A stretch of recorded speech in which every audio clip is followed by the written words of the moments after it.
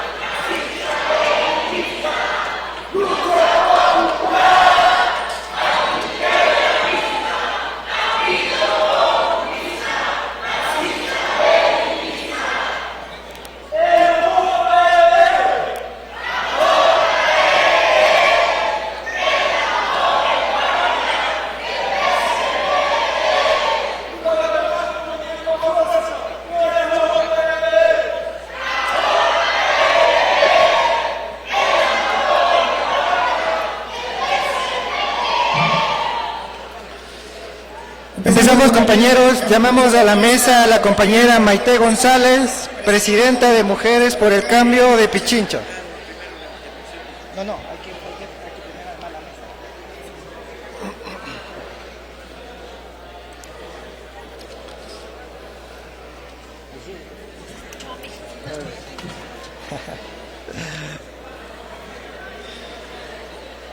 Invitamos a la mesa de igual manera al compañero Alejandro Rodríguez del Movimiento por la Constituyente Popular de Colombia.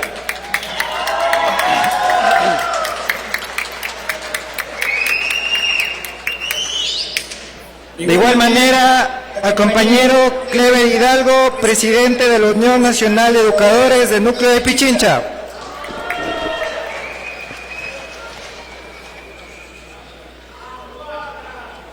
A nuestro vocero nacional del Partido Comunista Marxista-Leninista del Ecuador, compañero Patricio Aldaz.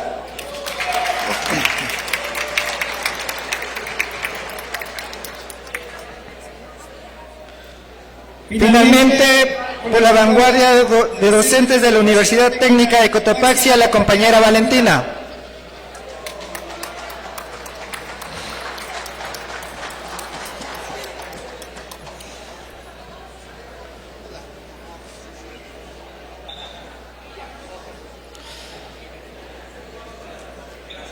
Estimados compañeros, solicitamos la presencia del compañero Francisco Escandón en representación del Comité Central del Partido Comunista Marxista-Leninista del Ecuador.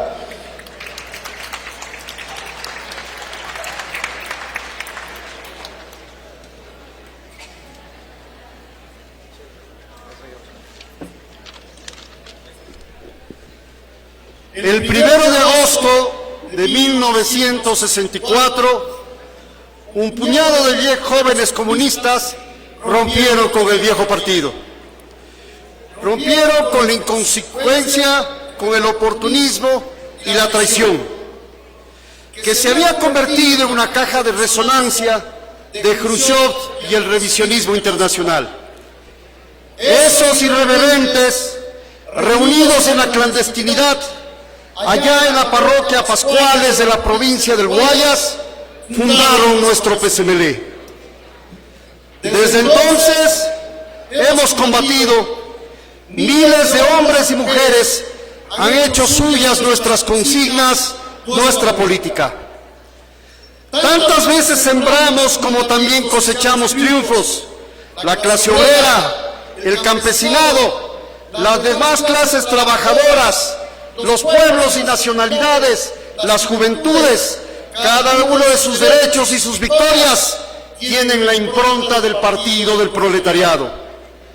Pero también sufrimos derrotas, las asimilamos y sirvieron y sirven para la más profunda lucha ideológica, para con la herramienta de la crítica y la autocrítica prepararnos para la toma del poder.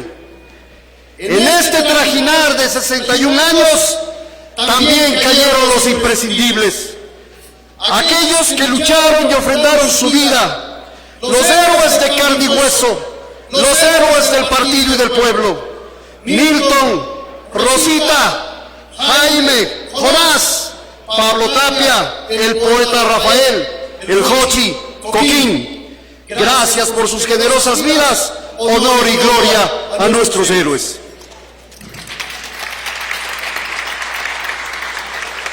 En estas más de 6 décadas tampoco claudicamos. Cerramos filas alrededor de nuestra política, alrededor del marxismo-leninismo. Purgamos a los traidores, sometimos a los revisionistas, vencimos a quienes buscaron detenernos. Somos un destacamento del movimiento comunista internacional, la conferencia de partidos y organizaciones marxistas-leninistas es la más genuina expresión de nuestras convicciones internacionalistas, proletarias, desde donde convocamos a los pueblos del mundo, a los trabajadores, a liberarse del sojuzgamiento de cualquier imperialismo. Porque no importa su origen, su color, su idioma o moneda, el imperialismo es rapaz por su esencia capitalista monopólica. Son 61 años de batallar, de ser una realidad concreta en el Ecuador, de ser vanguardia política de juventudes de los trabajadores y los pueblos, de combatir las formas de gobierno de la burguesía, llámese dictaduras o gobiernos constitucionales. 61 años que siguen siendo irreverentes para romper con la camisa de fuerza fabricado por el progresismo corrupto autoritario y el neoliberalismo prepotente. Allí donde hay explotación, irrumpe la voz de un militante comunista. Allí donde hay inconformidad, se agita la política de los marxistas-leninistas. Allí donde el pueblo se organiza, el partido de los revolucionarios es consecuente. Iniciamos siendo un puñado, ahora somos miles y seremos millones. Tomaremos el poder y construiremos el socialismo. Proletarios unidos, honor y gloria a nuestros héroes. ¡Viva el marxismo-leninismo! ¡Viva el internacionalismo proletario! ¡Viva los 61 años del PCML! Comité Central de nuestro partido. Muchas gracias.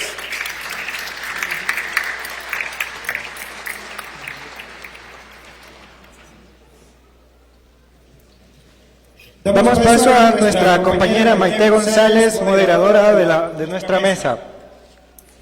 Compañeras, compañeros, camaradas, muy buenos días. Vamos a iniciar con la segunda mesa de trabajo del día de hoy. Y queremos dar paso a la intervención del Movimiento por la Constituyente Popular de Colombia, a nuestro compañero Alejandro Rodríguez.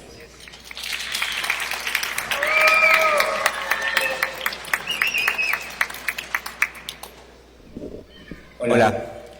Muy buenos días con todos y todos, compañeros, compañeras, camaradas, a la mesa revolucionaria que me acompaña hoy y que nos ha dado la posibilidad. Reciban un saludo de parte del Movimiento por la Constituyente Popular, de su dirección nacional, a este seminario, 29 seminario, Problemas de la Revolución en América Latina. Un agradecimiento inmenso al Partido Comunista Marxista-Leninista del Ecuador por su acogida y por su valentía en constituirse ya 29 versiones de este seminario, obviamente con el cariño también a la joven guardia, a la Juventud Revolucionaria del Ecuador, por su escenario. Siempre han sido para nosotros una guía o una motivación para seguir en esta lucha. Definitivamente también a las delegaciones internacionales que nos acompañan y por último, no menos importante, también a los compañeros y compañeras delegados de nuestro país, Colombia, que nos acompañan en este seminario. Muchas gracias.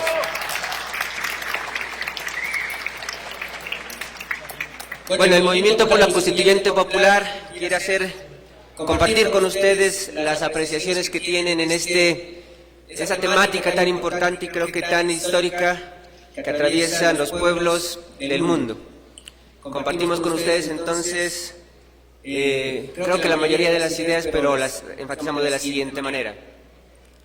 La agudización de las contradicciones interimperialistas se expresan en la generalización de las guerras regionales, donde se destacan focos de conflictos bélicos como los que se libran en Ucrania, el Medio Oriente, Palestina, Israel, Yemen, Líbano, Siria e Irán, Taiwán, Sudán, República Democrática del Congo, entre otros, todos propiciados por el imperialismo de Occidente, encabezados por la potencia imperialista norteamericana. A los conflictos bélicos propiciados por el imperialismo se suman la guerra comercial desatada por los anuncios del fascista Donald Trump, del incremento descomunal de aranceles a las importaciones de la mayoría de los países, incluso de aquellos países y gobiernos que anteriormente habían sido aliados políticos incondicionales como los países europeos, Canadá, Colombia, entre otros, violentando acuerdos internacionales como los tratados de libre comercio que se habían firmado anteriormente. Los Estados Unidos han violentado este tipo de acuerdos previos. Ante estos anuncios del gobierno de Estados Unidos, varios países con economías fuertes como China, segunda economía del mundo, han respondido con imponer recíprocamente aranceles a las importaciones desde Estados Unidos, obligando a la primera economía del mundo a negociar dichos aranceles. No contento con lo anterior, el desespero del gobierno de Trump por la crisis económica por la que atraviesa Estados Unidos a puertas de una recesión económica, le ha dado por amenazar en apoderarse del Canal de Panamá, la isla de Groenlandia, el Golfo de México, entre otros territorios, recibiendo un rechazo no solamente de los gobiernos de estos países, sino también de los pueblos del mundo y de la comunidad internacional. Igualmente, el rechazo contundente al genocidio del pueblo palestino por el gobierno de Israel, en cabeza del fascista Benjamín Netanyahu, con el auspicio del gobierno de Estados Unidos y demás potencias de Occidente. Este comportamiento del gobierno de Donald Trump, sumado a la deportación masiva de inmigrantes violentándole los derechos elementales, ha generado aversión a este gobierno no solo a nivel internacional, sino también dentro de los mismos Estados Unidos, que se han expresado en protestas y levantamientos de los pueblos en la mayoría de los estados y el rechazo de empresarios de algunos gobiernos territoriales, por considerar que su política es errática y agrava aún más la economía estadounidense y el recorte a la inversión social. Esta guerra comercial y bélica se da en un momento de agudización de la crisis del sistema capitalista, que busca paliar la crisis económica periódica en este sistema agónico mediante estrategias del imperialismo, las cuales han fracasado en su objetivo de contener esta misma. En la época del imperialismo y de las revoluciones proletarias, asistimos a una economía de bloques, cuya pretensión es el control y la hegemonía de mercados, que permita a las potencias económicas desembarazarse de los altos stocks de mercancías, fruto de la superproducción capitalista causada por la anarquía en la producción, características del capitalismo. Esta economía de bloques tiende a fortalecer la desglobalización económica en la medida que se agota el modelo globalizante y se avanza en la multipolaridad y en el nuevo orden mundial. Es evidente la existencia de dos bloques económicos en el mundo. Un bloque occidental encabezado por los Estados Unidos, con la Organización del Tratado Atlántico del Norte, OTAN, como punta de lanza bélica, y el bloque oriental conformado por los BRICS, el cual se ha fortalecido ante las amenazas bélicas, comerciales y de extraterritorialidad del imperialismo norteamericano, fruto del irreversible declive económico y político de este imperio. Actualmente, las BRICS continúan profundizando la cooperación en áreas claves como la política, la economía, la seguridad, las finanzas, los contactos culturales y humanitarios, expandiéndose este bloque a los principales estados euroasiáticos, África, Oriente Medio y América Latina. Con un potencial en los ámbitos económico, científico, tecnológico y humano, representando 1/3 de la superficie terrestre, casi la mitad de la población mundial y 40% de la economía global, alcanzando un Producto Interno Bruto conjunto de 77 billones de dólares, superando al G7, que son los países industrializados, según los datos del mismo Fondo Monetario Internacional. En las últimas cumbres de las BRICS se han definido la utilización de monedas nacionales en la comercialización de los productos entre los BRICS, debilitando el dólar como moneda refugio, la cual se ha desvalorizado en un 11% en el 2025, frente a otras monedas. Igualmente, la creación de un nuevo banco de desarrollo para las BRICS y la proyección de una moneda común. El fortalecimiento de las BRICS es una gran amenaza para el bloque de Occidente y concretamente para los Estados Unidos, quien no renuncia a seguir siendo la primera economía del mundo, a pesar de su evidente declive, y el gobierno de Donald Trump pretende detenerlo, implementando todo tipo de maniobras económicas, políticas y militares, como los aranceles, la deportación masiva de migrantes, negociaciones económicas, políticas, con los contrincantes tratando de imponer sus condiciones y, ante el fracaso de estas mismas, aplicar sanciones económicas y políticas a gobiernos que no acepten sus condiciones. Además del auspicio de guerras regionales. Evidencia de estas maniobras son las siguientes. Primero, la cumbre del G7, países industrializados, realizadas a finales de junio del 2025 y acompañada por los jefes de la OTAN y el M16, agencia de inteligencia, donde los temas centrales fueron la discusión, el agravamiento de la aceleración de la crisis en Medio Oriente después de los ataques bélicos recíprocos entre Israel e Irán, la continuación de la guerra en Ucrania, la necesidad de más sanciones contra Rusia y armas para Ucrania, el qué hacer frente a aranceles comerciales de Trump, como imponer una serie de recortes en ayuda internacional a los países pobres para ampliar márgenes en un mayor gasto en armas, y la necesidad de una política de cómo estrangular la economía política y militar a China. Segundo, la reunión de la OTAN realizada en La Haya, Países Bajos, el 24 y el 25 de junio, donde logró aprobar el incremento del aporte financiero a los 31 de los 32 países miembros de esta organización al 5% del Producto Interno Bruto.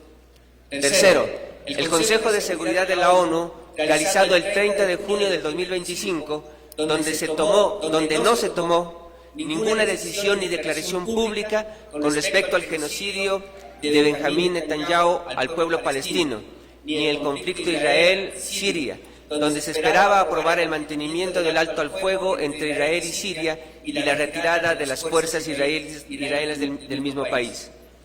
Lo anterior demuestra la inutilidad de estos organismos multilaterales manipulados por el imperialismo yanqui, organismos que supuestamente buscan mantener la paz y la seguridad mundial y proteger los derechos humanos, como lo predican sus objetivos y cínicamente lo pregonan los imperialistas.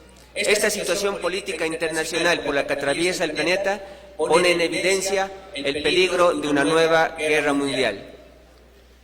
Por otra parte, la contradicción capital-trabajo también se agudiza. La crisis del sistema capitalista, entendida como la disminución de la tasa de ganancia del gran capital, siempre se ha descargado y se seguirá descargando en los hombros de los trabajadores y el pueblo, mientras este sistema permanezca. Los regímenes políticos de derecha son regentados por gobiernos de derecha y algunos por gobiernos socialdemócratas, quienes administran la crisis del capitalismo, implementando medidas económicas lesivas a los trabajadores y al pueblo.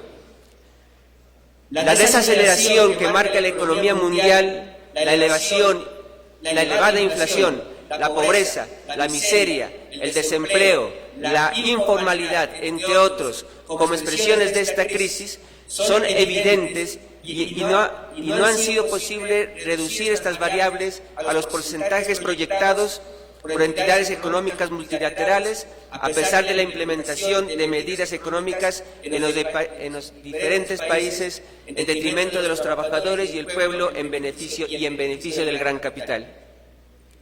Cuentan también el incremento de los gastos, incremento en el gasto en los estados en materia militar. Muestra de ello es el ascenso de la carrera armamentística, agravada la situación con el peso cada vez mayor de la deuda externa y los déficits fiscales de los estados que cada vez se acrecientan.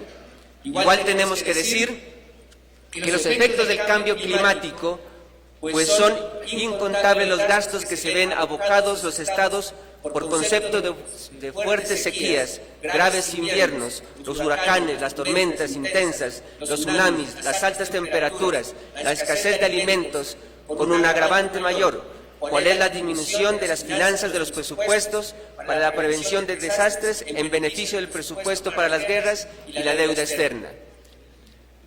La experiencia demuestra que los efectos nefastos del recetario neoliberal que impone el Fondo Monetario Internacional a los países dependientes, así como los grandes efectos del cambio climático, desde hace ya varios años viene modificando la sostenibilidad y el quehacer económico y social de los diferentes gobiernos.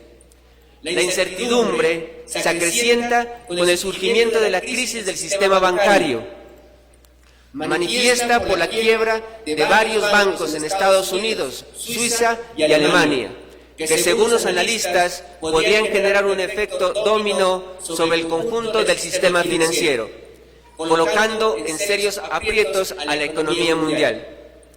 Esta situación ha generado levantamiento de los trabajadores y el pueblo contra estos gobiernos que pauperizan las condiciones de vida y laborales de la población vulnerable, generando inestabilidad en la gobernabilidad de los mismos.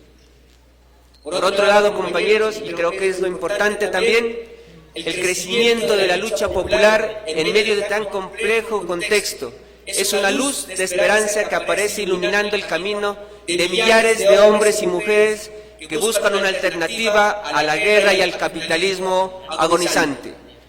La protesta social, la huelga, las movilizaciones y la lucha aparecen con mayor fuerza y en diferentes rincones del planeta. Las banderas por la democracia, las libertades, los derechos, el bienestar, el trabajo, la ecología, el medio ambiente, la protección del planeta se ondean y agitan con gran vigor, abriendo paso a procesos de unidad y lucha que destacan, como en otros tiempos, el papel de la clase obrera como sujeto histórico del cambio. Resaltamos los avances que en distintos países concretan las masas trabajadoras Le pedimos y que en al especial compañero que vayamos concretando, por favor. resaltamos los avances que en distintos países concretan las masas trabajadoras y que en especial dan cuenta de una mayor articulación y vinculación al torrente de movilización y lucha por el cambio. Movimiento por la Constituyente Popular, MCP, Bogotá, julio 25 del 2025. Gracias. Agradecemos a los compañeros del Movimiento por la Constituyente Popular de Colombia y al compañero Alejandro Rodríguez, quien nos ha manifestado que la protesta social, la huelga, las movilizaciones y la lucha aparece con mayor fuerza en los diferentes rincones del planeta. Queremos pedirles a los compañeros que nos ciñamos al tiempo de 10 minutos para poder continuar con el proceso, y de igual manera a todos los compañeros, compañeras que deseen participar, ir preparando sus preguntas, que van a tener 1 minuto al finalizar las ponencias. Queremos invitar al compañero Clever Hidalgo, presidente de la UNE Núcleo Pichincha, con la ponencia de la Unión Nacional de Educadores de Pichincha. Muy buenos días a todos los asistentes. Un saludo especial al Partido Comunista Marxista Leninista del Ecuador al cumplir 61 años de vida, de lucha y combate en defensa de los pueblos del Ecuador. Un saludo igual a los representantes delegados internacionales. Gracias, bienvenidos a la mitad del mundo, bienvenidos al Ecuador. Un saludo igual a los compañeros de la mesa directiva.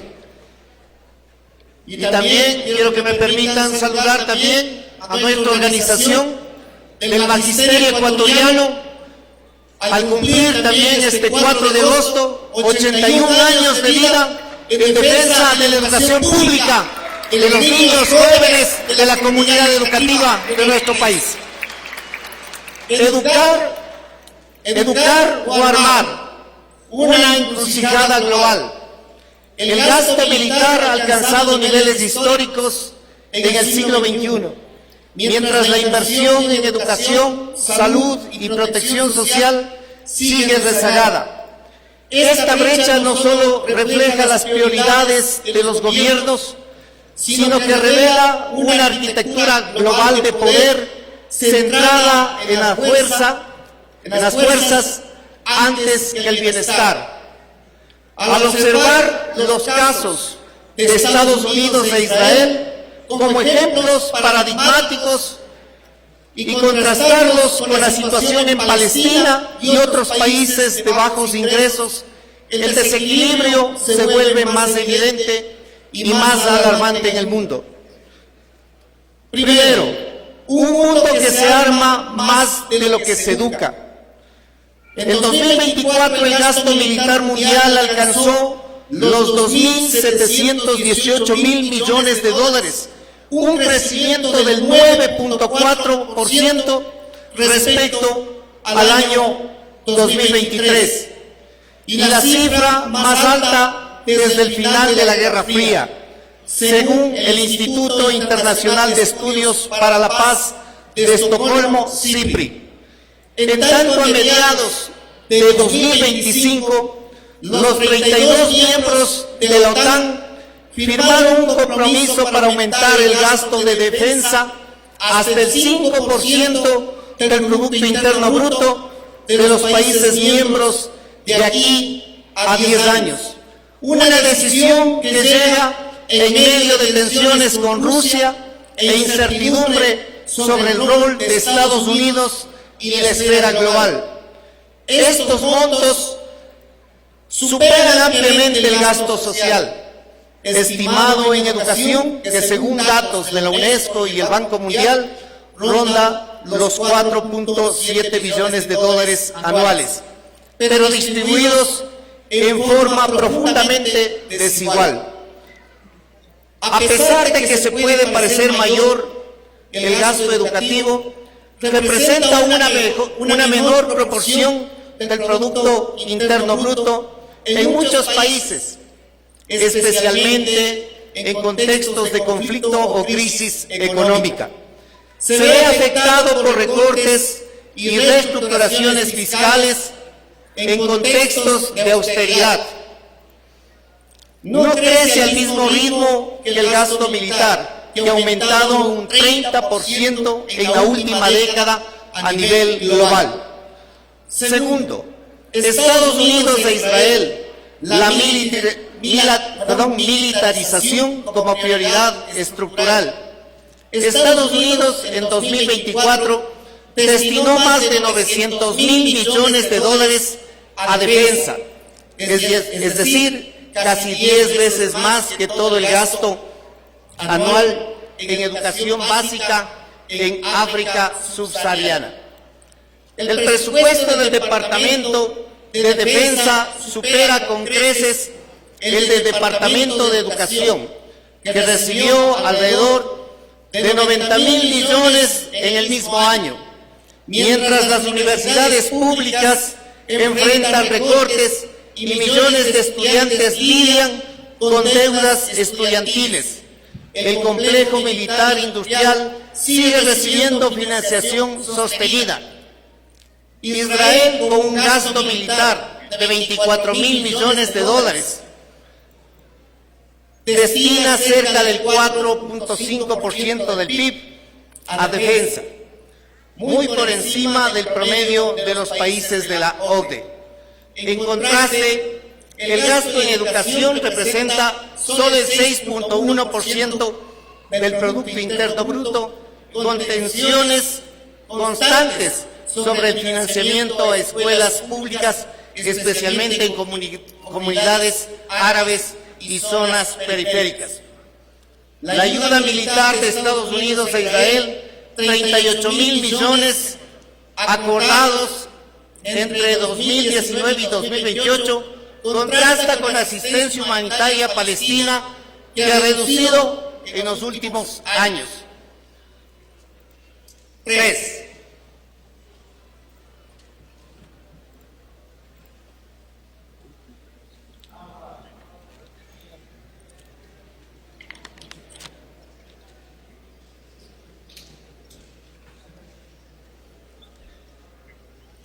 Palestina y el sur global.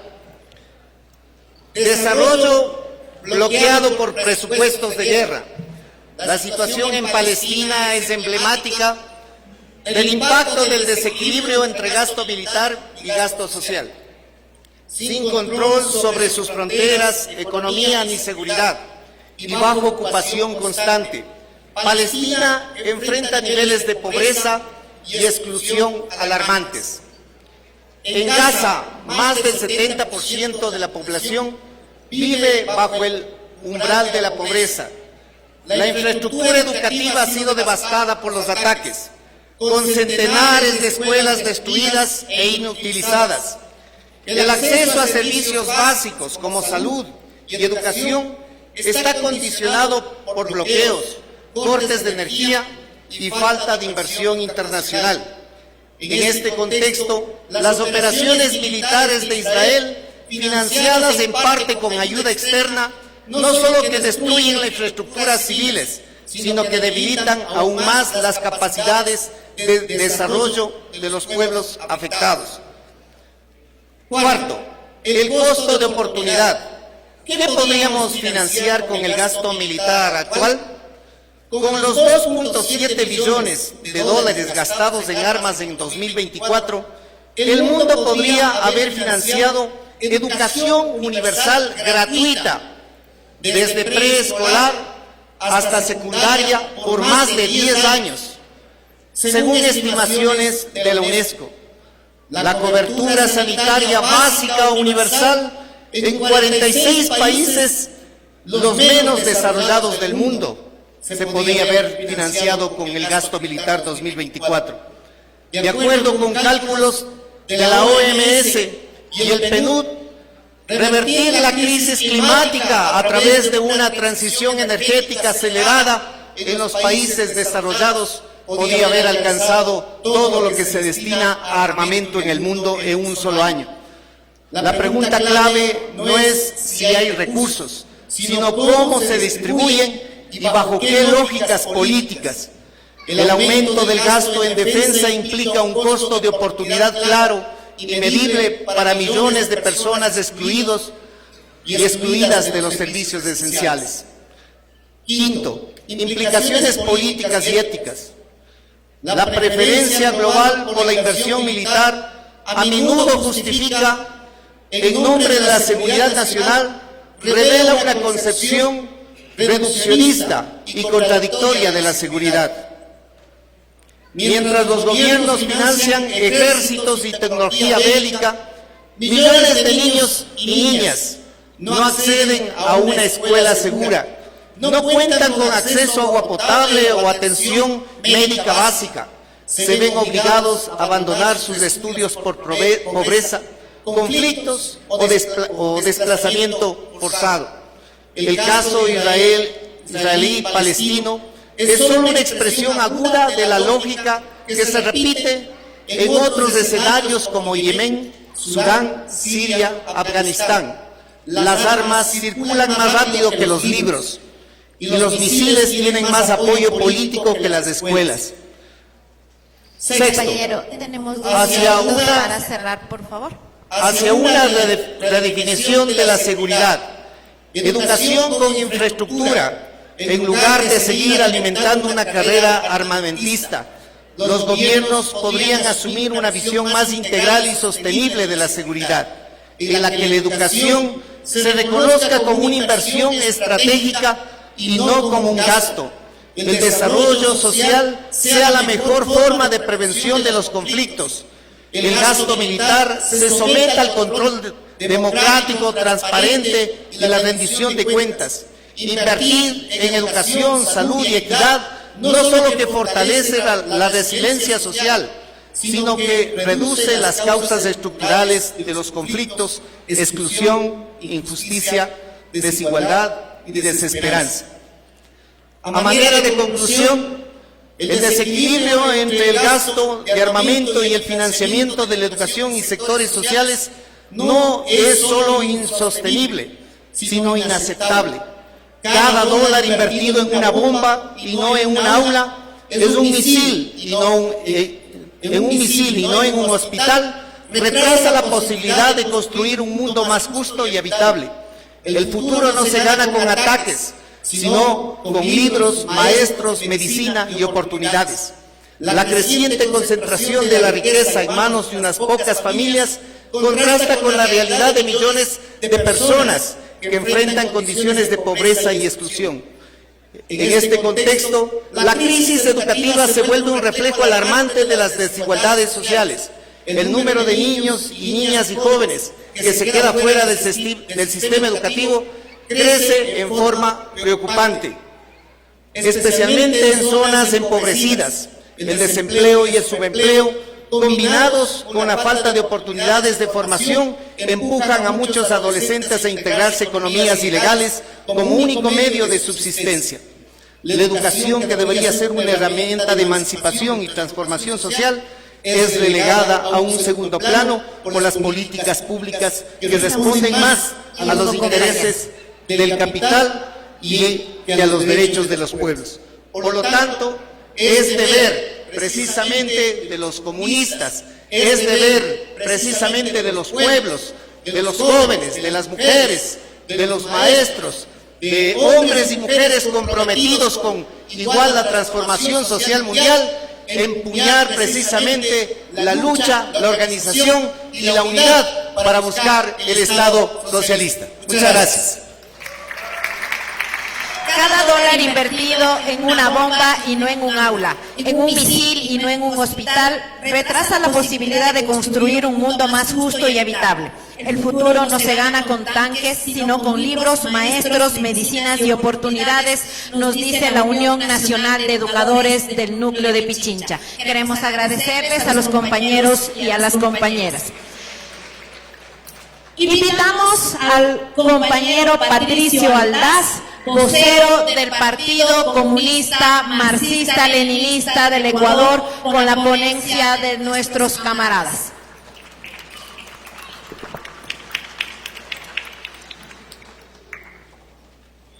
Buenos días, compañeros y compañeras. Los cambios en la geopolítica internacional expresan la naturaleza del imperialismo. En nuestra ponencia iniciamos rescatando y reproduciendo un párrafo del prólogo de Lenin a la obra genial El imperialismo, fase superior del imperialismo, que dice: el capitalismo se ha transformado en un sistema universal de opresión colonial y estrangulamiento financiero de la inmensa mayoría de la población del planeta por un puñado de países avanzados, entre comillas. Este botín se reparte entre 2 o 3 ponencias rapaces de poderío mundial, armadas hasta los dientes, Estados Unidos, Inglaterra, Japón, que por el reparto del botín arrastran a su guerra a todo el mundo. Son 104 años que han transcurrido desde estas líneas escritas por Lenin, y la naturaleza del capitalismo y del imperialismo como un sistema que domina, condiciona el mundo entero y disputa su hegemonía, su control, sus zonas de influencia, está vigente más que nunca. Sin embargo, lo que interesa en la actualidad es ubicar que ese proceso no se ha mantenido siempre como inició. Lenin escribió esto luego de que, con la dirección del partido bolchevique, triunfara la revolución socialista en Rusia y luego de que la Primera Guerra Mundial culminara un primer reparto del mundo por parte de las potencias imperialistas.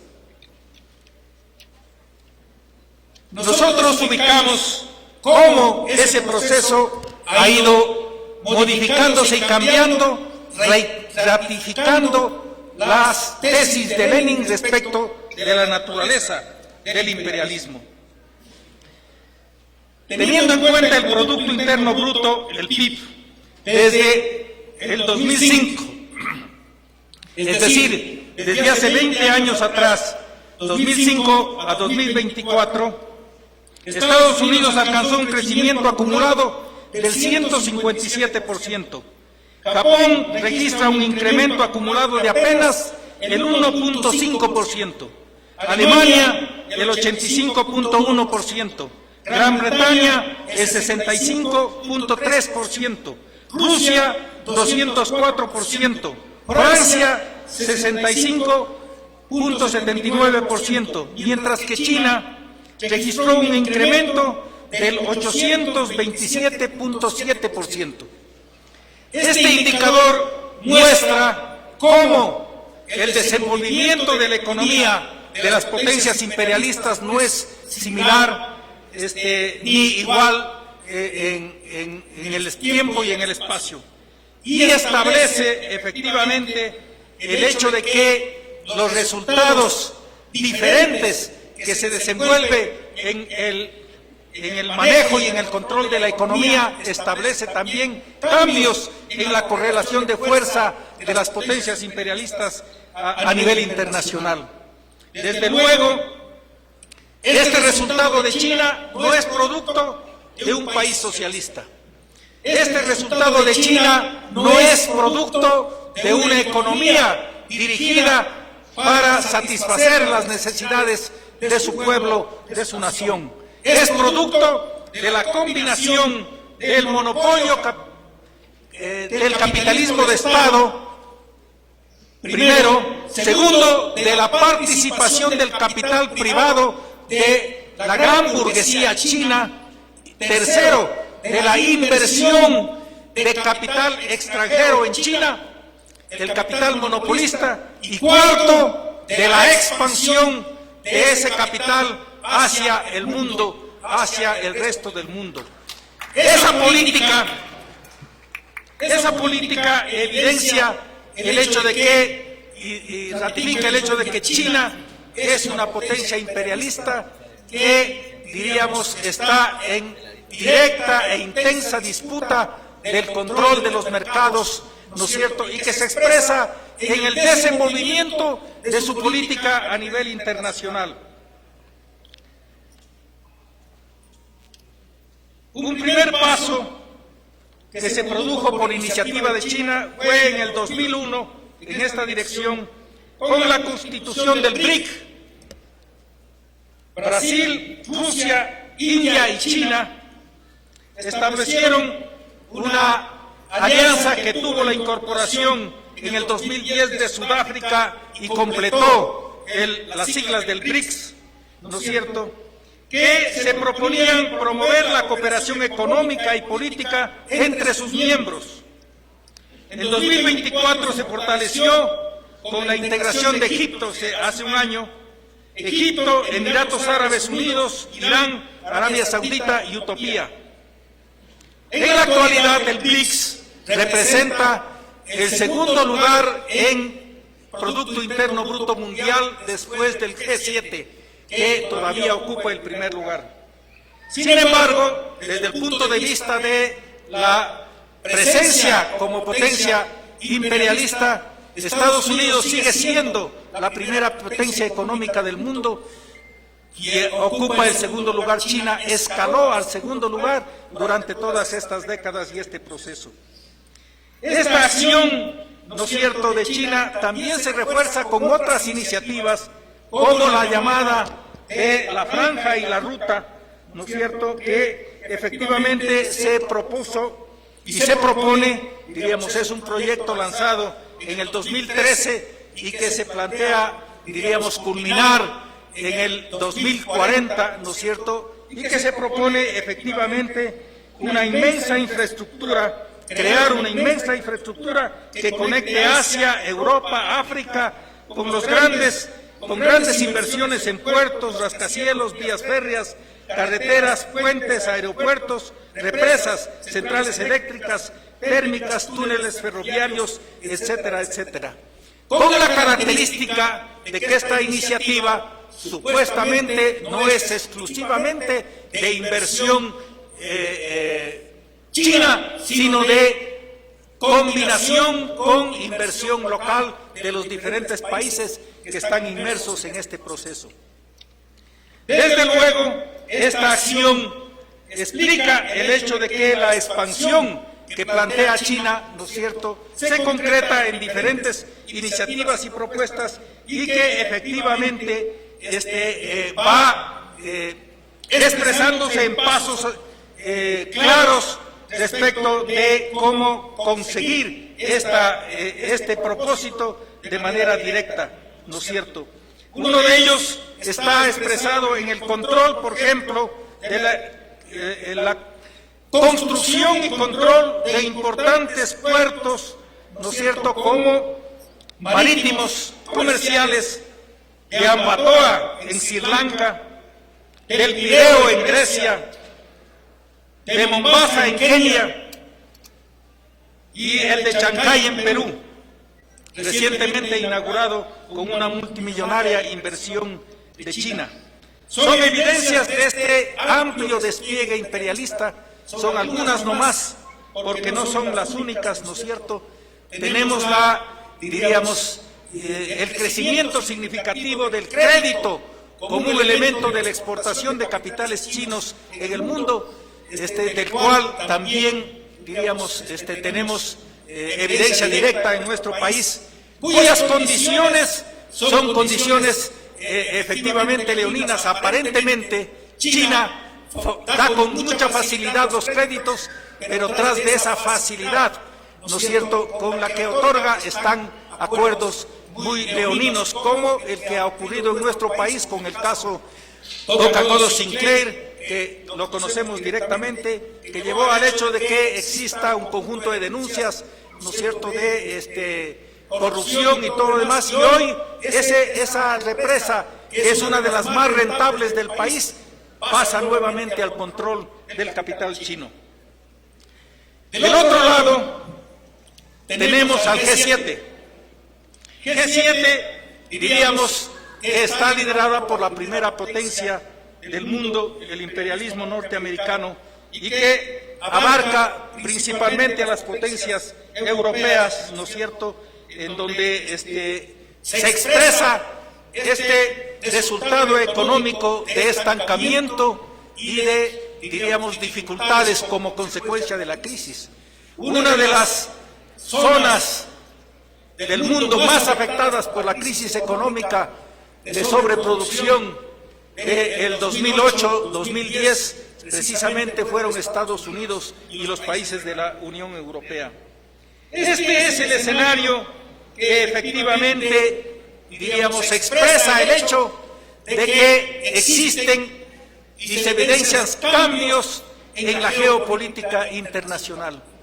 Estos cambios en la geopolítica internacional, diríamos, están originados por la dinámica de la economía imperialista y por la acción de los monopolios y las potencias imperialistas en el mundo, que intensifican su disputa, que avanzan en sus propósitos de unas potencias en desmedro de otras. Y esto hace evidentemente que las potencias afectadas, como en este caso Estados Unidos, que no se trata de que ha sido derrotada ni mucho menos, pero sí disminuida en su condición de superpotencia a nivel mundial, que ha sido minada por el avance de China en ese propósito, ¿no es cierto?, busque, diríamos, cómo recuperar su espacio y su condición. Esta situación explica, ¿no es cierto?, la existencia y el surgimiento de gobiernos reaccionarios que justifican la acción a partir de esta afectación internacional en su poderío. Trump, al iniciar su segundo mandato, se propone, ¿no es cierto?, la tesis de Estados Unidos primero.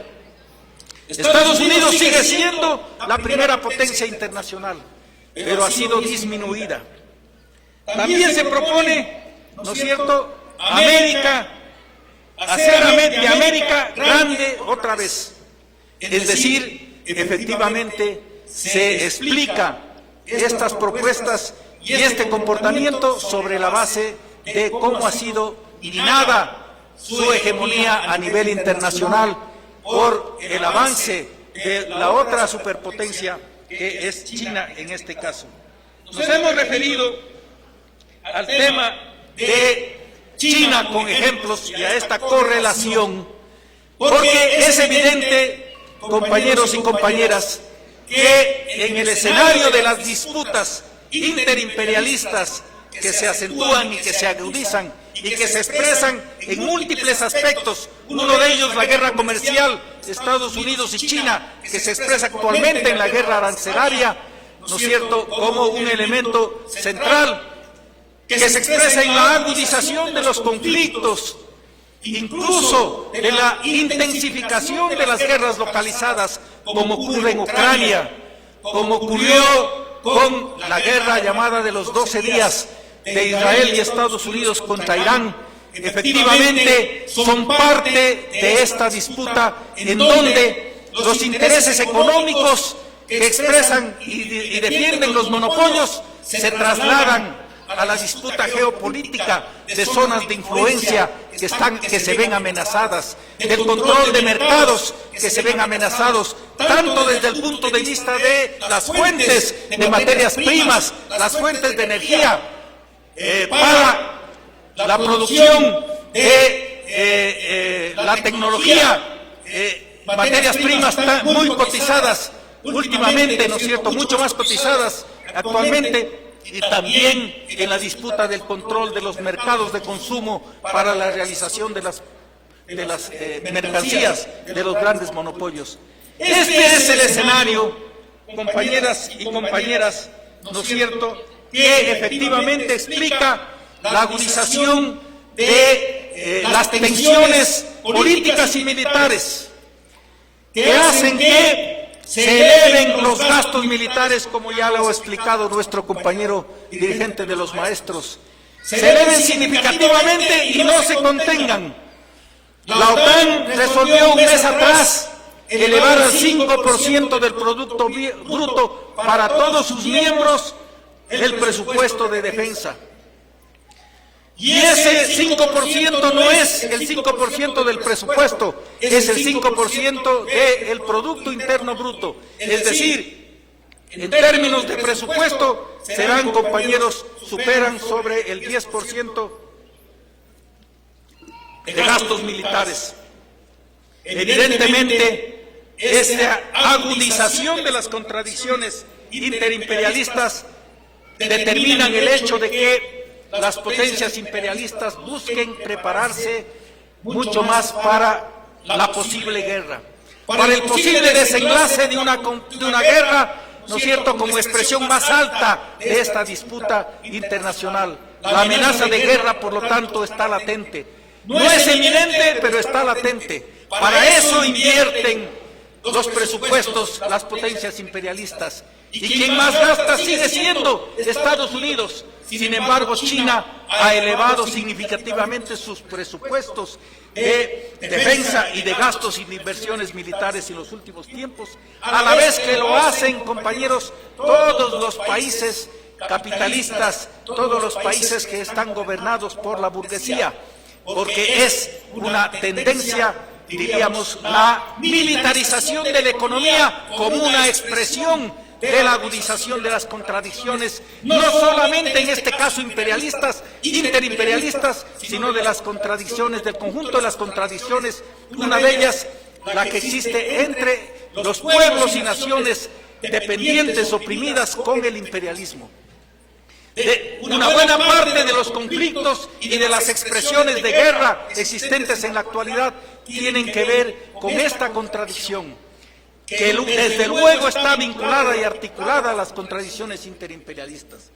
Este escenario también expresa, compañeros, nítidamente la agudización de las contradicciones entre el capital y el trabajo, que es otra contradicción fundamental existente en la actualidad. No así se explica cómo el resultado económico que, diríamos, lo estableció Marx como un hecho inevitable en el desenvolvimiento de la economía capitalista, la tendencia decreciente de la tasa de ganancia obliga a los monopolios, obliga a los gobiernos de la burguesía, a los gobiernos imperialistas, a buscar compensar esa pérdida, ¿no es cierto?, de la tasa de ganancia, intensificando la explotación de la fuerza de trabajo, intensificando la explotación de la mano de obra, que es la que genera la riqueza, la acumulación capitalista la acumulación de los capitalistas, y lo hacen restando derechos, eliminando derechos. Esa tendencia no es casual, es una tendencia que responde a los fenómenos de la crisis económica que se desenvuelve, compañeros, a nivel internacional, y que efectivamente acentúa la explotación, golpea los derechos de la seguridad social, afecta los derechos de estabilidad, los derechos básicos de los trabajadores a nivel general y el conjunto de los pueblos. Pero también se expresa en el hecho de que las burguesías, los gobiernos imperialistas, se ven imposibilitados de manejar, compañeros, el desborde del ejército industrial de reserva, porque el desempleo crece, porque la marginación económica se extiende, porque las repercusiones económicas tienen un conjunto de derivaciones sociales que efectivamente no las pueden controlar y no pueden encararlas desde el punto de vista de resolver los problemas sociales. Y hacen que efectivamente en Estados Unidos los gobiernos imperialistas aticen, compañeros, una acción dirigida contra la mano de obra de los migrantes, con acciones diríamos brutales, con acciones salvajes contra los derechos de los trabajadores, compañeros. Ese es el escenario que explica evidentemente el despertar y la lucha de millones de trabajadores en el mundo, que es una realidad que efectivamente la conocemos y nos informamos diariamente a lo largo y ancho del planeta, que es un potencial muy significativo y muy trascendente, pero que sin embargo estamos obligados a mirar que ese gran potencial tiene todavía límites.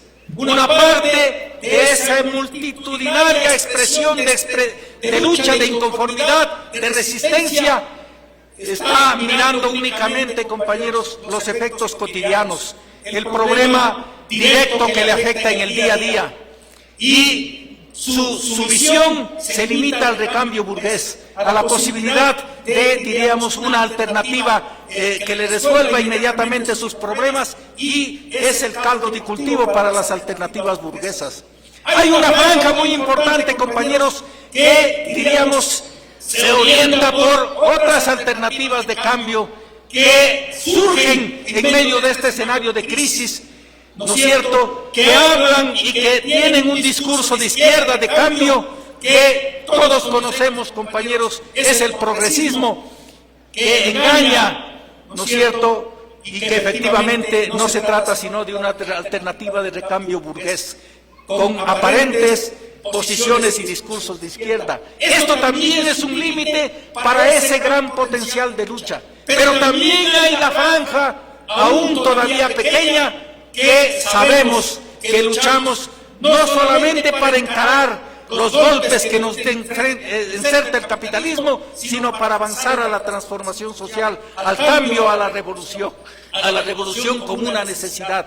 Esa franja pequeña tiene todas las potencialidades y capacidades para crecer, compañeros. Y ese es el desafío que tenemos las organizaciones revolucionarias, los partidos comunistas, marxistas, leninistas, los partidos revolucionarios respecto, compañeros, de elevar la conciencia de esa clase obrera, de esos trabajadores, de esos pueblos que luchan, para plantearles efectivamente que la única alternativa para acabar con este sistema de opresión, de oprobio, de dominación, que es el sistema capitalista imperialista, está en la alternativa revolucionaria, en la conquista, en la lucha por el poder y por la construcción de la nueva sociedad y el socialismo. Ese es el reto y ese es el desafío que tenemos los revolucionarios en la actualidad. Muchas gracias.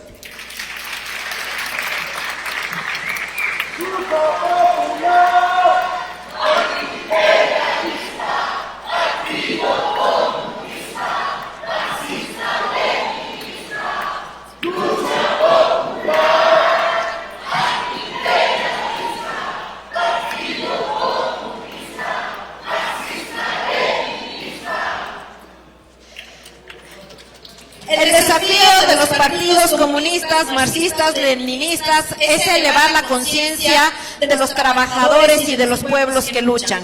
La única alternativa es la conquista del poder, nos dice el compañero Patricio Aldaz. Queremos invitar a Valentina, quien va a presentar la ponencia de vanguardia de docentes de la UTC. Unos 10 minutos, compañera.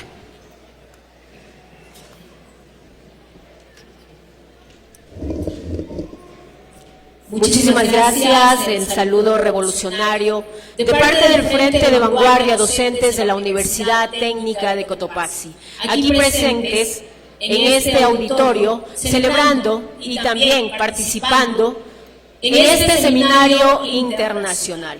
El tema que traigo a colación: imperialismo y migración, la nueva fase del control neoliberal global.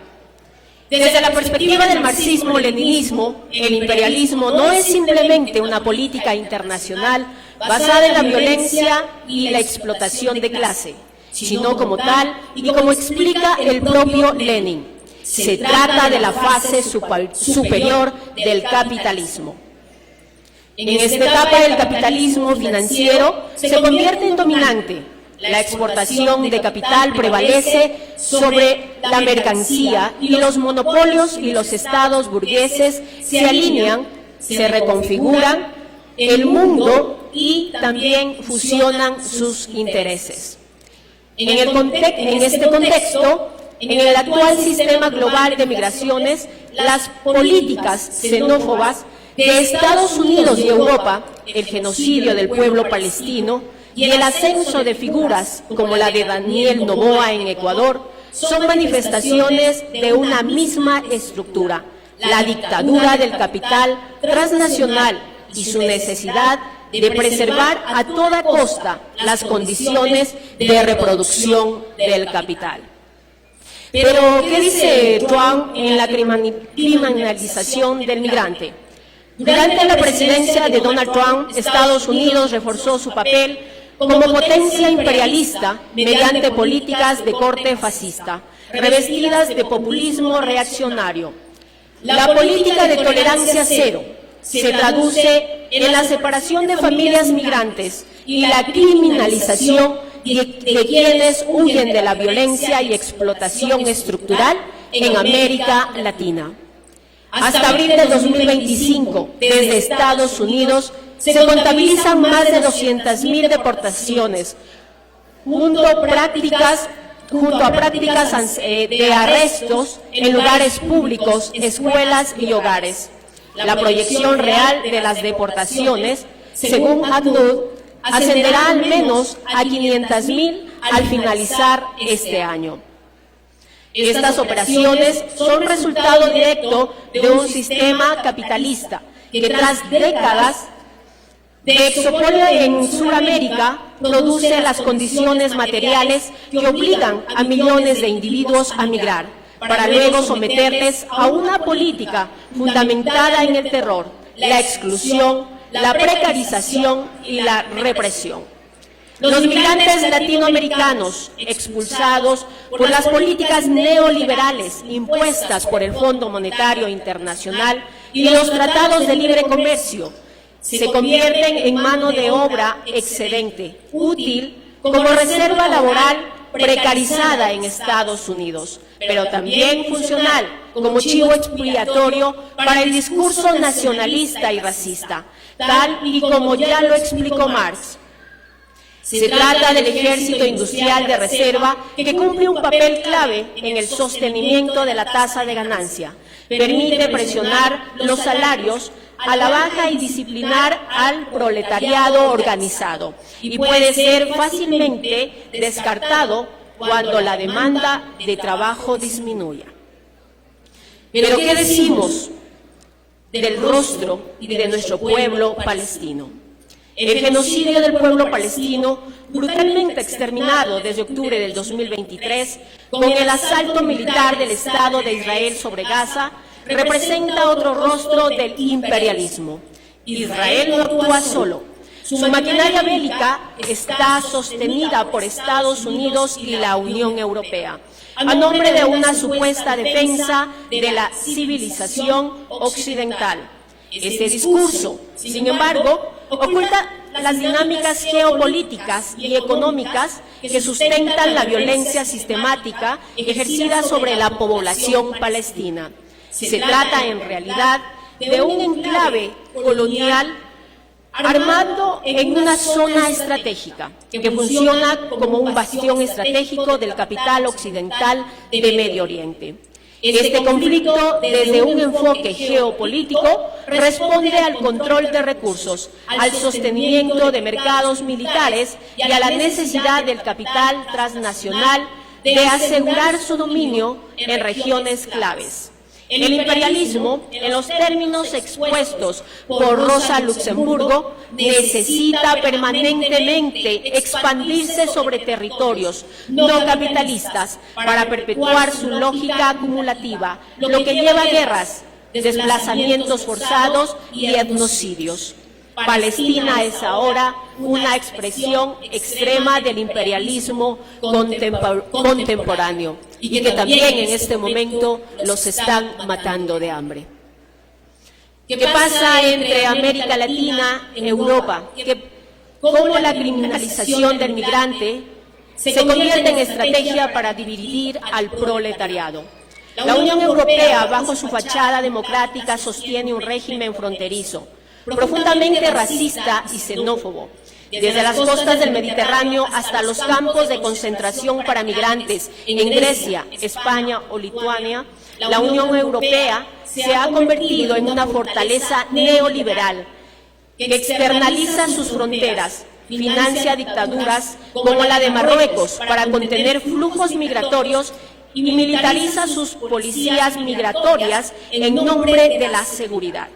Este giro autoritario, lejos de ser contradictorio en el liberalismo europeo, es una consecuencia lógica. El liberalismo ha estado históricamente vinculado al colonialismo y al racismo. Hoy, partidos de extrema derecha como Vox en España, Fratelli de Italia o Alternativa para Alemania emergen como expresión evidente de la convergencia entre el neoliberalismo y fascismo, con programas basados en la eliminación de derechos sociales y enalteciendo discursos de odio contra migrantes. Todo en nombre del mercado libre y la identidad nacional. Recientemente el partido español de extrema derecha, Vox, ha planteado un plan de deportación masiva denominado Proceso Reinmigración, que incluirá entre 7 y 8 millones de personas, contando a inmigrantes y descendientes nacidos en España, por no adaptarse a las costumbres españolas y supuestamente generan inseguridad. Esta operación desde el fascismo neoliberal construye al migrante como una amenaza interna, desviando la atención del verdadero conflicto de clase, fragmentando la lucha proletaria y ocultando los intereses de explotación capitalista. En Ecuador, Daniel Noboa ha impulsado políticas represivas bajo el paraguas de una guerra contra el crimen, recurriendo al estado de excepción como mecanismo de violencia estatal para militarizar el espacio público a través de la represión y vulneración sistemática de los derechos humanos en nombre de la seguridad. Como ya nos advertía Gramsci, en momentos de crisis orgánica, las clases dominantes recurren a formas excepcionales de dominación para evitar que el descontento se transforme en organización revolucionaria. Compañera, tenemos 2 minutitos, por favor. Muchas gracias. Noboa ha impulsado la deportación de ciudadanos extranjeros, pues ha proclamado el caos en este espacio. También es importante citar, como ya advertía Marx, las ideas dominantes de una época son siempre las ideas de la clase dominante. Hoy las élites dominantes imponen el relato de que el migrante es una amenaza para los trabajadores nacionales y presentan la solución en más represión, más fronteras y menos derechos. En última instancia, los estados burgueses, en alianza con las corporaciones transnacionales, despliegan una estrategia deliberada para desviar la rabia del trabajador hacia falsos enemigos. Se agita el fantasma del migrante como amenaza. Se le culpa del desempleo, de la inseguridad, del colapso de los servicios públicos, cuando en realidad estos son resultados estructurales del saqueo capitalista, de la privatización y el desmantelamiento de los derechos sociales conquistados. Romper esas falsas conciencias es una tarea de política urgente. Recuperar la noción de clase trabajadora y reconstruir la conciencia internacionalista del proletariado es la única vía para enfrentar al capitalismo en su fase más brutal. Porque mientras la clase obrera vea en la migración a un enemigo, seguirá siendo un esclavo y voluntario del capital. Pero cuando lo reconozca como un compañero de lucha, entonces y solo entonces será posible la construcción del poder del obrero y popular como base de la destrucción de un Estado burgués. No permitamos que el miedo nos paralice. No permitamos ser cómplices con nuestro silencio. No permitamos que el odio se convierta en un arma social de este gobierno de cartón. ¡Fuerza Palestina! ¡Viva la clase obrera! Muchas gracias. Recuperar la noción de la clase trabajadora y reconstruir la conciencia internacionalista del proletariado es la única vía para enfrentar al capitalismo en su fase más brutal, nos menciona Valentina en la ponencia de vanguardia de docentes de la Universidad Técnica de Cotopaxi. Muchas gracias a los compañeros y a las compañeras. Queremos iniciar, compañeros y compañeras, camaradas, con la ronda de preguntas. Tenemos un minutito para cada una de las preguntas para que se puedan ir desarrollando. Se siguen acercando nuestros compañeros y compañeras. Recordemos que los compañeros expositores van a tener 3 minutitos para responder a las preguntas. El saludo firme y combativo de los maestros unionistas amazónicos del Ecuador. Saludar el 29 aniversario internacional, problemas de América Latina y los 61 años de aniversario de nuestro glorioso partido marxista, comunista, leninista del Ecuador. Los maestros y maestras formamos parte de la clase trabajadora explotada. En esta sociedad capitalista, machista y patriarcal. Pero somos hombres y mujeres que llevamos el pan de cada día a nuestras familias, a nuestras mesas, que hoy han sido despedidos por este gobierno de la derecha, un gobierno de cartón, incapaz, indolente. Pero la unidad de la lucha de los comunistas en las calles, hombres y mujeres, hizo retroceder a este gobierno cuando quiso eliminar el incentivo jubilar que nos costó 3 días de huelga de hambre. Nada, absolutamente nada, nos ha regalado ningún gobierno hasta el momento. Por ello la UNE fue el que dio la estocada principal para agitar al pueblo, a los hombres, organizaciones, a que elevemos la conciencia de lucha en defensa en la calle.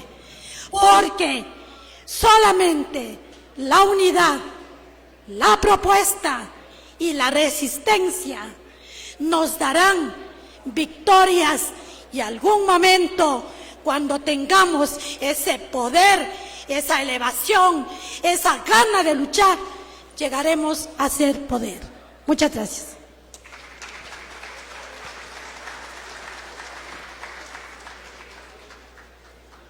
¿Tenemos preguntas? Ya. Sí. Mi nombre es Pamela, soy de TEX, de Puerto Rico, Trabajadores y Estudiantes Comunistas por el Cambio Social. Mi pregunta va dirigida al vocero Patricio Ordaz del PCMLE. ¿Cuáles son las lecciones aprendidas de haber apoyado a candidatos socialdemócratas como Correa? ¿Cuáles son las lecciones aprendidas de haber apoyado a candidatos como Correa, socialdemócratas?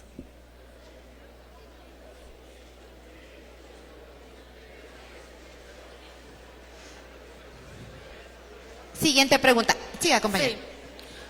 Buenos días. Me llamo Claudiane, del Partido Comunista Revolucionario de Brasil. Nuestro agradecimiento, los camaradas del Partido Comunista Marxista-Leninista de Ecuador y la Juventud Revolucionaria de Ecuador por esa invitación.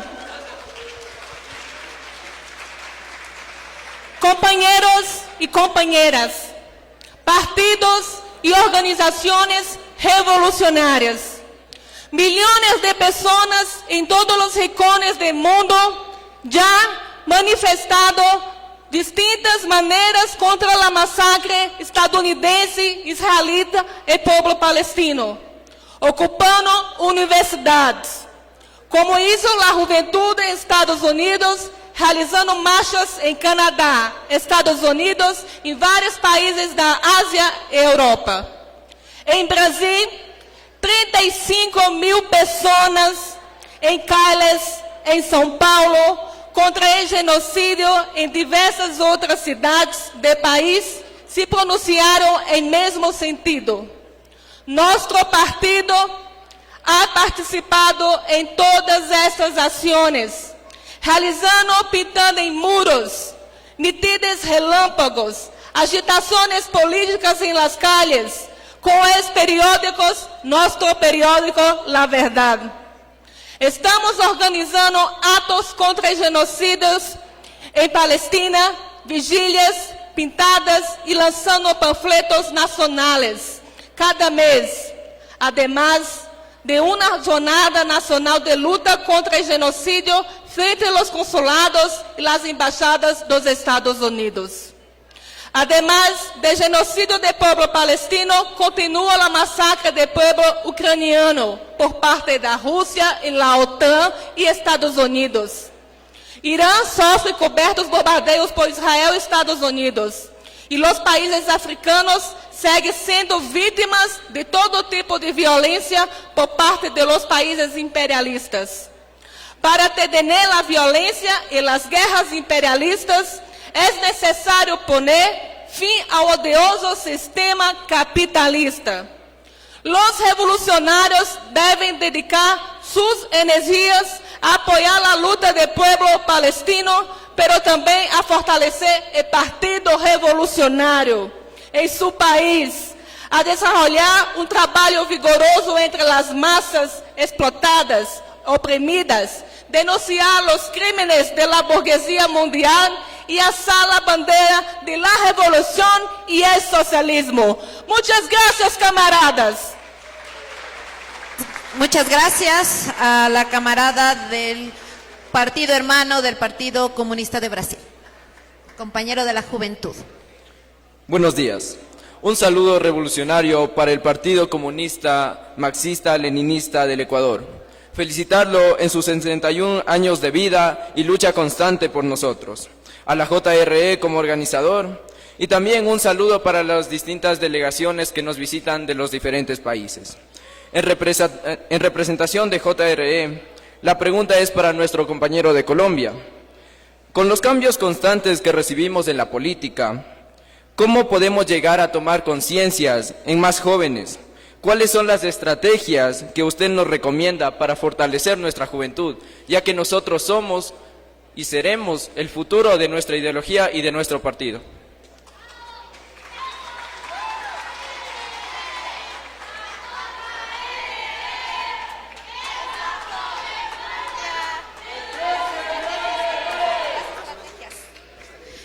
Sí, la siguiente pregunta, compañero.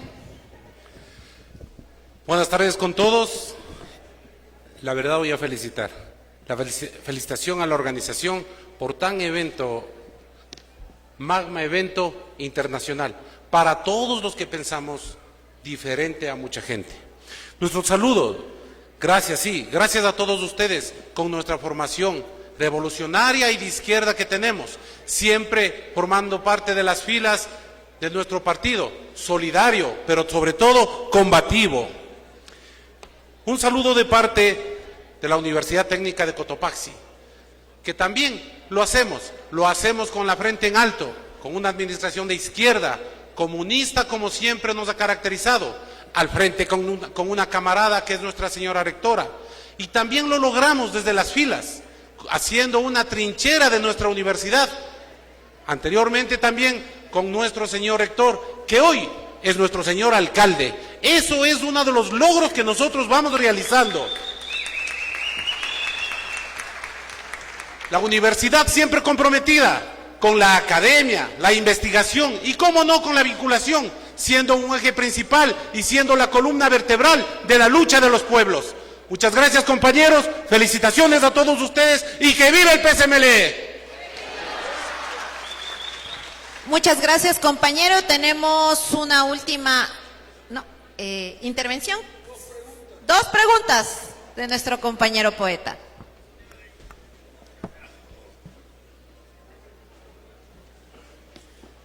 Bien, muchas gracias. La primera pregunta para el compañero vocero del PSMLE. Dos preguntas, ¿no?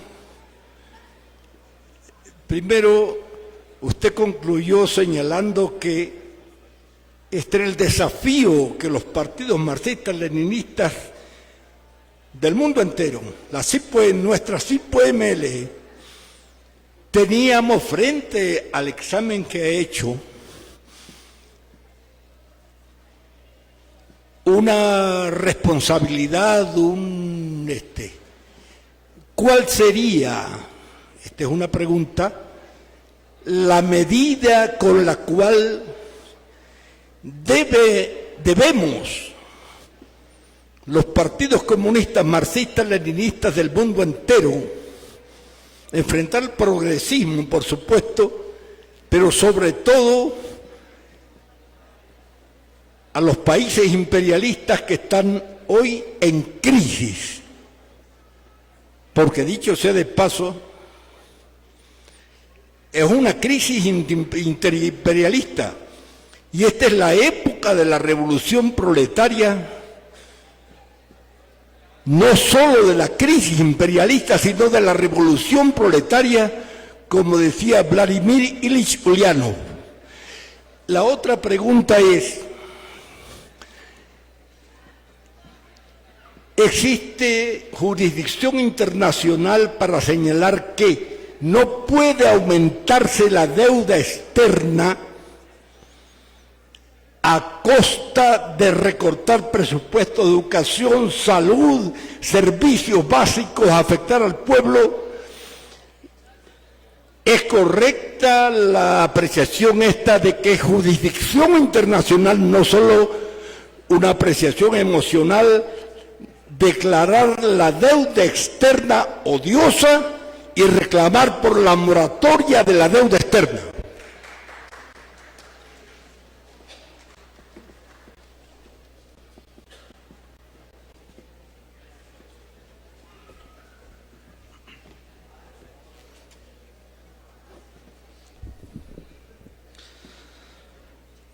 Muy buenas tardes con todos. Mi nombre es Diego Quisnancela, presidente de la FEWE, filial Cotopaxi. Reciban un combativo saludo desde la Federación de Estudiantes Universitarios del Ecuador, filial Cotopaxi, en el marco de estos 29 Seminario Internacional sobre el Cambio de la Geopolítica Mundial. Hoy nos encontramos aquí no solo como observadores del cambio, sino como protagonistas activos de la transformación que necesita nuestra patria. Desde la Universidad Técnica de Cotopaxi, con presencia en los principales cantones de nuestra provincia y liderada por una compañera y camarada, con conciencia y compromiso, ratificamos que el movimiento estudiantil sigue vivo, organizado y en pie de lucha en un mundo marcado por las desigualdades, por las brechas sociales, cada vez más profundas. Levantamos la voz para decir que no habrá verdadera democracia sin justicia social, que la clase obrera y los pueblos deben ser el motor del cambio. Nuestra lucha no se detiene, porque las ideas no mueren y los sueños de libertad y equidad siguen encendidos. Invitamos al resto de universidades, colectivos sociales y organizaciones populares a sumarse a construir unidad en la diversidad y no a claudicar en esta lucha, que no es solo de nosotros, sino por las generaciones que vendrán, por una educación liberadora, por una patria soberana, por un mundo más junto. La lucha continúa. ¡Que vive el PSMLE! Muchas gracias.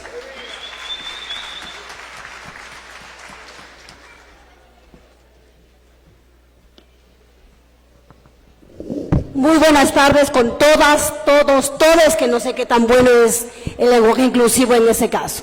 Yo tenía dos preguntas exactas especialmente para los compañeros de la UNE. Decía, ¿armar o educar? Creo que la respuesta obvia es educar. Pero ¿cómo estamos educando en este momento, abachazados por las redes sociales, por el TikTok, porque sale doña Florinda en cada cosa de YouTube? ¿Qué tan están concientizados nuestros estudiantes? ¿Les vemos realmente en las calles? ¿Les vemos solidarizándose con el pueblo palestino? O sea, no sé si cómo está ese trabajo de concientización en los colegios. Si los chicos saben. Yo, por ejemplo, soy profe y les pregunto a los guaguas, ¿qué pasó el 15 de noviembre de 1922? No saben. Incluso compañeros docentes no saben. No sé si ahora también están conscientes de lo que pasa con el pueblo palestino. Y la otra es sobre el sistema de evaluación. Decimos educar, pero se está educando. Yo siento que el sistema de evaluación actual garantiza o intenta garantizar, porque realmente ha reducido el número de estudiantes, pero al menos intenta garantizar la permanencia y promoción de los estudiantes, más no un aprendizaje significativo. Se nos pide 800,000 documentos para que un estudiante que por diferentes motivos no debería aprobar el año, lo haga finalmente, lo haga por falta, digamos, de pruebas, de evidencias, para que pueda ser promovido al año siguiente. Vamos a iniciar con las respuestas en función de las interrogantes de nuestros compañeros y compañeras. Iniciamos con nuestro compañero vocero, a quien le han hecho 3 interrogantes. No sé si las contestamos de una vez o vamos de una en una. A ver, mi estimado Patricio Aldaz. Bien, sobre la inquietud de la compañera de Puerto Rico, nosotros tuvimos la presencia del gobierno de la Revolución Ciudadana de Correa durante 10 años.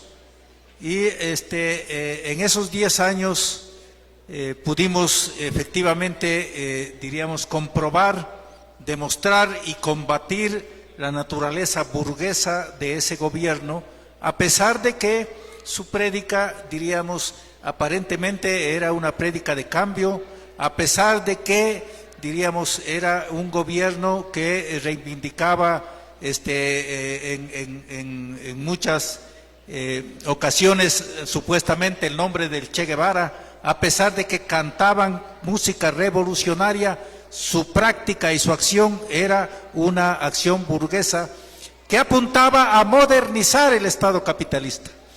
Esa era la consigna principal, diríamos, del gobierno y el objetivo principal, y sobre esa base es que, diríamos, desplegó un conjunto de reformas, ¿no es cierto?, que buscaban consolidar la naturaleza de el Estado al servicio de la burguesía, consecuentemente el capitalismo y consecuentemente la dependencia de el país respecto al imperialismo, con la particularidad de que sin romper la dependencia, diríamos, servil con el imperialismo norteamericano, el gobierno, el régimen de Correa, diríamos, abrió la dependencia con el gobierno chino.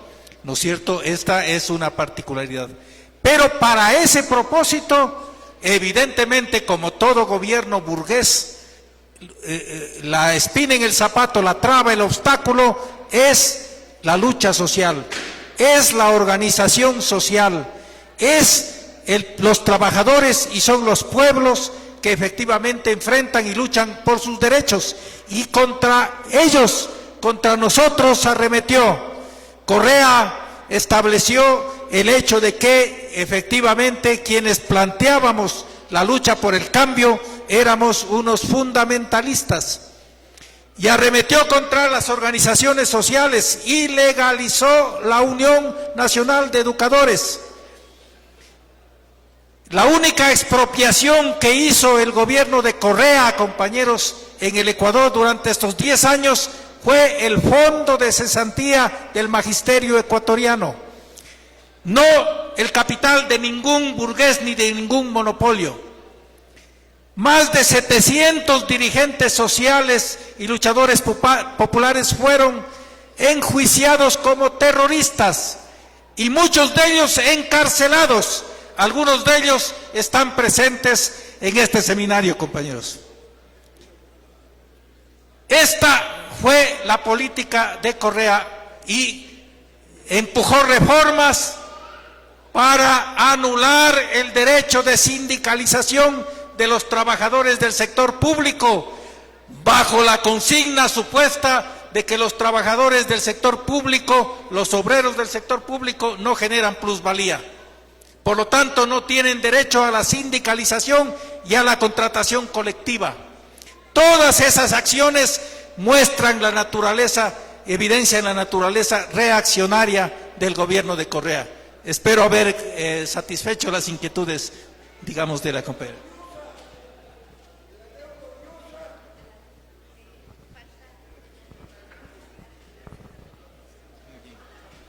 Muy bien, disculpas que me estaba olvidando.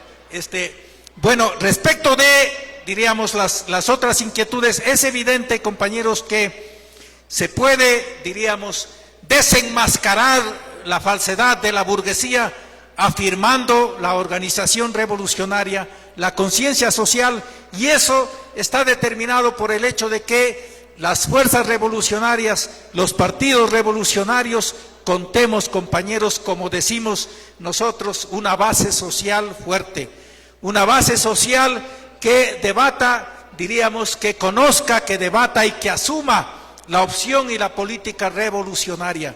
No significa, diríamos, el hecho de tener, diríamos, exclusivamente una fuerza social organizada bajo la bandera del partido. Significa contar con eso e irradiar orientación y política al conjunto de las fuerzas sociales que están inconformes y que luchan contra esta opresión, para proponerles y para mostrarles que el camino es avanzar en la lucha, elevar la lucha por el cambio y por la transformación social. Y dentro de esa lucha, evidentemente, están las banderas económicas, las banderas políticas, las reivindicaciones directas, particulares, inmediatas, pero también las banderas y reivindicaciones generales, como la que ha planteado nuestro compañero Antonio, el no pago de la deuda externa, ¿no es cierto?, que es uno de los mecanismos con los cuales las potencias imperialistas, los monopolios financieros, encadenan a nuestros países a la dependencia.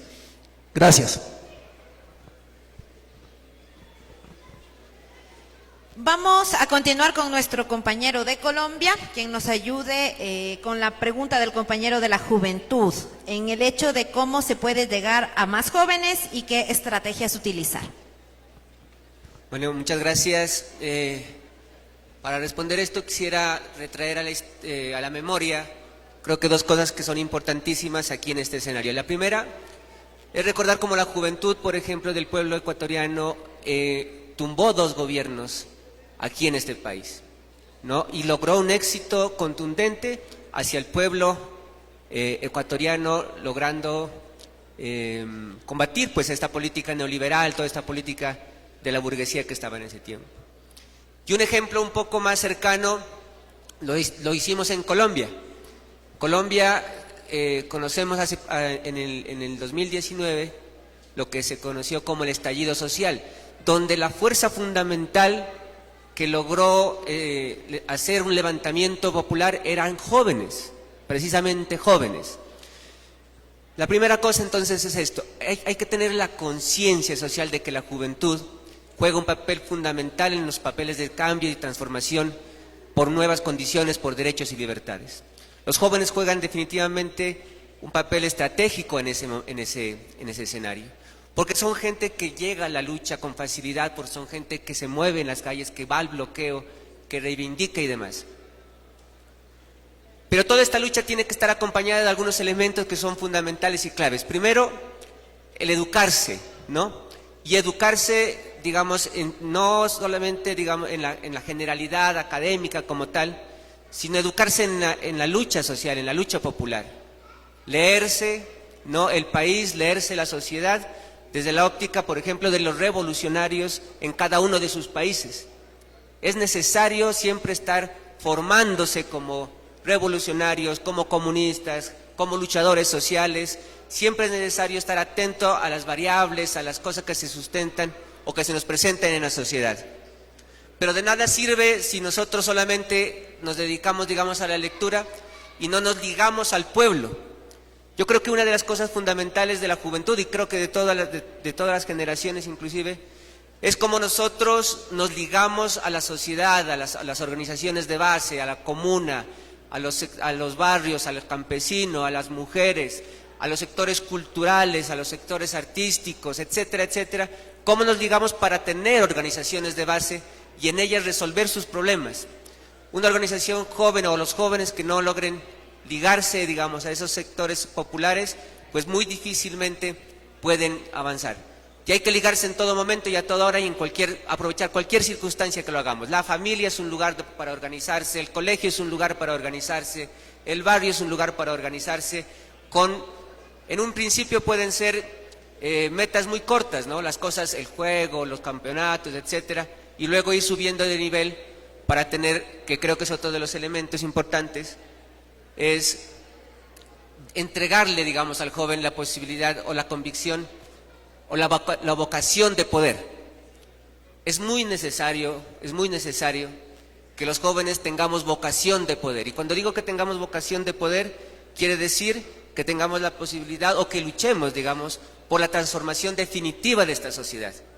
Es necesario quitarle el poder a la clase burguesa, porque lo que pasa en Palestina, porque lo que pasa en otros países, el genocidio que está pasando, es la naturaleza de una burguesía que puede aplicarlo también en estos gobiernos, en cualquier otra parte del mundo. Entonces, solamente la convicción de poder nos permite inclusive tener mejores capacidades para ligarnos con las masas. Y lo último, esto hay que hacerlo con amor, con convicción, amor a la libertad, amor al pueblo, para hacerlo con gran cantidad, o sea, y diversamente, con creatividad. Mucho amor para el proceso revolucionario, que eso nos ayuda a nosotros y jala también muchos sectores. Muchas gracias.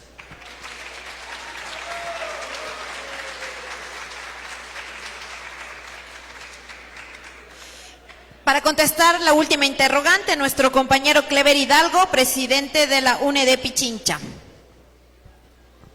Bien, bueno, yo quiero señalar que igual en el sistema capitalista los pueblos, los de abajo, no estamos en la agenda. Y por eso tenemos que precisamente se prioriza el pago de la deuda externa por encima igual del área social, de la salud, de la educación, del empleo, del bienestar, de la juventud, etcétera. Ellos precisamente se perdonan las deudas que tienen, igual que no son unos pocos miles, sino que contabilizamos por millones. Precisamente ellos son los encargados de golpear al movimiento obrero, de los trabajadores, a los servidores públicos, como en los actuales momentos igual estamos enfrentando aquí en el Ecuador. Ellos son los encargados de violentar los derechos humanos, como igual los 4 adolescentes de las Malvinas, que no solamente fueron torturados, sino fueron incinerados. Y como ese caso, hay más de 30 casos documentados de violación de derechos humanos que de igual manera está soportando en los actuales momentos el Ecuador. Pero lo que pasa en el Ecuador, precisamente eso pasa en los países igual donde tiene el sistema sus títeres o directamente ellos gobiernan. Por lo tanto, precisamente la tarea también como educadores, como maestros, es día a día con la comunidad educativa, con nuestros jóvenes, con nuestros niños, con nuestros padres de familia, precisamente demostrar lo que pasa en el país, lo que pasa en Latinoamérica, lo que pasa igual en Palestina, igual el genocidio, la masacre y lo que pasa igual a nivel mundial. Y cuando precisamente tomábamos el tema del armamento, es una arista que precisamente puede dar vuelco con el accionar de los pueblos, como decía anteriormente, con el accionar igual de los jóvenes, de los campesinos, de los obreros, de los trabajadores, de los maestros, de quienes hacen cultura, con quienes precisamente igual hemos sido víctimas de este sistema capitalista y lógicamente debemos trabajar para construir, organizar igual el sistema socialista y comunista. Y respecto también al tema de las evaluaciones, nosotros todos los días rendimos cuenta. En el caso, por ejemplo, igual de los maestros, todos los días rendimos cuentas, trabajamos con nuestros estudiantes, trabajamos igual con nuestros padres de familia, trabajamos con la comunidad y a veces en condiciones de igual manera precarias y también con una sobrecarga laboral. Y lo que pasa con el maestro, con la maestra, pasa precisamente con el obrero, pasa con el trabajador, que precisamente en el caso del Ecuador, alrededor de 8 millones de ecuatorianos igual están en la pobreza o extrema pobreza, con $91 mensuales, o en extrema pobreza 2.300.000 ecuatorianos, igual que no llegan ni siquiera a los $51. Entonces, precisamente ellos son los que han impulsado a través del capitalismo la miseria, el hambre, la corrupción, no se diga, y por lo tanto, precisamente, nosotros lo que igual en el día a día es precisamente hacemos rendir cuentas, igual con nuestra comunidad educativa. Así es que sigamos adelante, sigamos enfrentando precisamente al sistema hasta construir igual el socialismo. Gracias. Muchas gracias a nuestro compañero Clever Hidalgo. Queremos recordarles a todos los compañeros y compañeras que se puedan ir acercando a la mesa de inscripción a retirar el resto de ponencias impresas. De igual manera, el día de hoy salió la ponencia del Grupo de Combatientes Populares GCP con el tema "La lucha revolucionaria es la respuesta frente a la crisis y las disputas interimperialistas", y en su mensaje final nos manifiestan: "Desde el corazón del pueblo, mientras el sistema sea terrorista, siempre seremos subversivos". Los compañeros se encuentran de igual manera realizando una actividad financiera debido a que la insurrección también requiere de material, compañeros. Así que les invitamos también a las 3 de la tarde a nuestra sexta mesa. Les pedimos a los compañeros y a las compañeras llegar de manera puntual porque tenemos una agenda bastante apretada. A partir de las 3 de la tarde vamos a tener las ponencias de la Unión General de Trabajadores, UGTE, Unidad Popular, Partido Comunista de Colombia Marxista-Leninista, Movimiento Social en Lucha del Ecuador, y modera la mesa el compañero Johnny Tamayo, director provincial de Unidad Popular de la provincia de Pichincha. Muchas gracias a todos los compañeros y compañeras, muchas gracias a los ponentes de la mañana de hoy.